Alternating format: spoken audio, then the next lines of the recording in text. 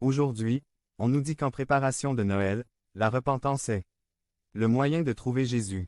L'Évangile de ce jour mentionne ce mot à 3 reprises en l'utilisant à l'impératif. Le mot se repentir est une traduction du terme métanoïa, qui signifie un changement d'attitude ou d'opinion. Un changement d'avis qui met de côté le modèle, l'habitude. Ou l'action pécheresse. Une sœur bavarde dit à une autre: Tu es la seule à connaître mon problème de bavardage, peux-tu me donner quelques conseils pour que je ne puisse plus être bavarde? L'autre répond: Eh bien, sœur, j'ai déjà partagé ton problème avec tous les frères et je n'ai pas trouvé de réponse à ton problème. Il y a l'histoire d'une fille qui était dérangée par le fait que son frère aîné attrapait des lapins. Elle lui avait demandé d'arrêter de le faire en vain. Et un jour, sa mère a entendu sa prière. Mon Dieu, s'il te plaît, fais en sorte que Tommy arrête d'attraper des lapins, s'il te plaît. Ne les laissez pas piéger. Ce n'est pas possible. Il ne le fera pas. Amen. Sa mère lui a demandé: Comment peux-tu être si sûr que Dieu ne permettra pas que les lapins soient attrapés? Sa fille répondit calmement: Parce que j'ai sauté sur les pièges et je les ai lâchés. Nous ne devons pas seulement prier, nous devons agir. 2. L'Avent nous conduit à la naissance de Jésus. Cela nous rappelle également son retour à la fin du monde et sa venue à la fin de nos vies individuelles. Notre vigilance avant cette venue peut consister à garder constamment présente dans nos esprits les paroles de notre Seigneur et son image.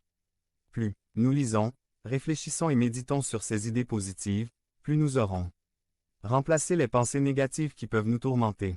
Une vigilance extérieure nécessite de remplir notre temps d'action de service au Seigneur pendant que nous servons notre prochain. 343. 3. L'Avent nous parle d'espérance. Notre première lecture est une lecture d'espoir, et nous offre une vision idéale de l'avenir. La paix du Messie engloberait tout, y compris la nature. Les animaux connus comme ennemis vivraient paisiblement les uns à côté des autres. Une ligne de cette lecture dit que la panthère se couchera avec la chèvre. Une vieille blague à propos de ce passage dit que le léopard peut se coucher à côté de la chèvre, mais s'il le fait, il ne pourra pas dormir. Ce passage nous dit que ceux qui se repentent vivront dans la paix et la dignité dans l'amour de Dieu. C'est l'avenir fondamental auquel nous aspirons, guidés par la naissance de Jésus vers le moment où il reviendra dans la gloire. Devenez membre de la chaîne et soyez un instrument de la parole de Dieu. Ne manquez pas cette opportunité d'avoir un impact sur des vies. Cliquez maintenant sur le lien dans la description et aidez-nous à diffuser la parole de Dieu. Annonciation S. Par Paul Andrew. Résumé. Achaz a pris l'annonciation à l'envers. Avant 4. Dans la lecture d'aujourd'hui, nous trouvons 3 annonces. L'ange annonçant à Joseph dans un rêve. Marie qui reçoit l'annonce de l'archange Gabriel et l'annonce faite par le prophète Isaïe au roi Achaz. 1. Achaz est confronté à un choix. Le plan de Dieu ou le sien. Il a choisi le plan B alors qu'il aurait pu choisir le plan A. Du genre mon plan B est le même plan A, mais avec des mots. Achaz a pris l'annonce à l'envers, c'est-à-dire qu'il a réfuté l'invitation divine à la confiance. Et a donc fini par vendre le royaume du nord d'Israël pour mettre fin à elle. Agression potentielle qui, selon Isaïe, ne se produirait jamais.